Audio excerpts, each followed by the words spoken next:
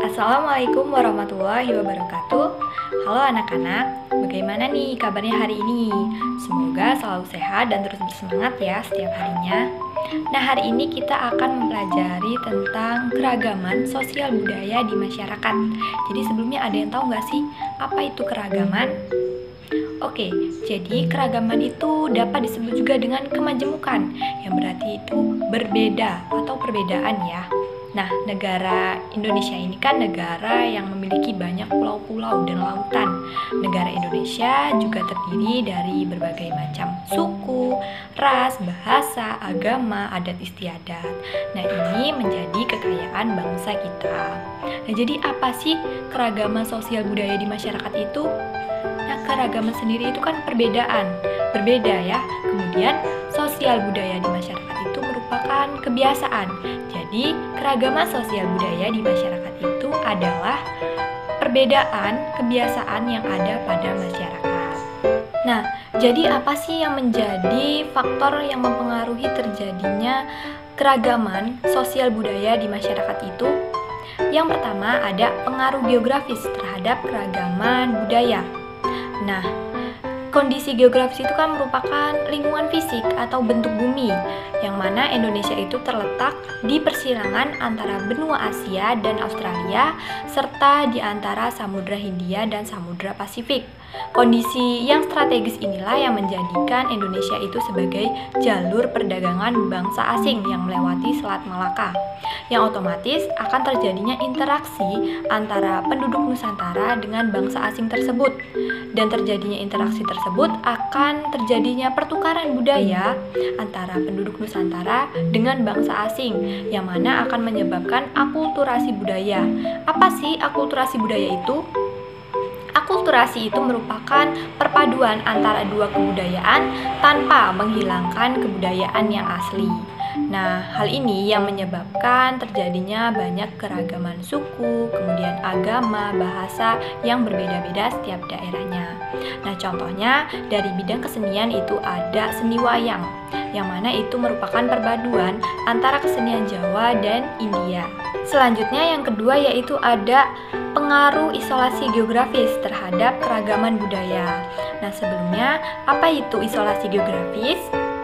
Isolasi geografis itu merupakan terpisahnya populasi atau kelompok masyarakat karena kondisi alam. Nah, dahulu leluhur bangsa Indonesia itu datang ke Nusantara, kemudian mereka bermukim di pulau-pulau atau kepulauan yang ada di Nusantara. Nah, laut itu sebagai isolasi alamiah yang memisahkan kelompok-kelompok masyarakat tersebut. Karena keterbatasan teknologi di bidang perkapalan menyebabkan mereka tidak dapat berinteraksi atau berpindah dari pulau satu ke pulau yang lain, yang menyebabkan mereka mengembangkan budaya mereka masing-masing. Kemudian yang ketiga ada pengaruh iklim terhadap keragaman budaya. Jadi kondisi alam dan iklim di setiap wilayah itu berbeda-beda. Nah, karena perbedaan ini akan mempengaruhi cara hidup masyarakat. Dari segi pakaian dan mata pencariannya pasti berbeda-beda. Contohnya di daerah pegunungan mereka menggunakan pakaian yang tebal dan panjang karena suhu di sana yang dingin. Kemudian yang di daerah pantai mereka menggunakan pakaian yang cenderung tipis karena suhu mereka yang panas. Dan kemudian dari mata pencariannya di daerah pegunungan itu sangat mendukung mereka untuk berkegiatan bertani karena pasokan airnya dan suhunya itu mendukung mereka untuk melakukan kegiatan tersebut. Sedangkan di daerah pantai mereka memiliki kegiatan seperti mencari ikan, yaitu nelayan, kemudian mereka memproduksi atau ikan asin. Nah, hal ini akan menjadi keberagaman antara daerah satu dengan daerah yang lain. Nah, jadi apa saja sih jenis-jenis keberagaman sosial budaya di masyarakat itu? Yaitu ada bahasa.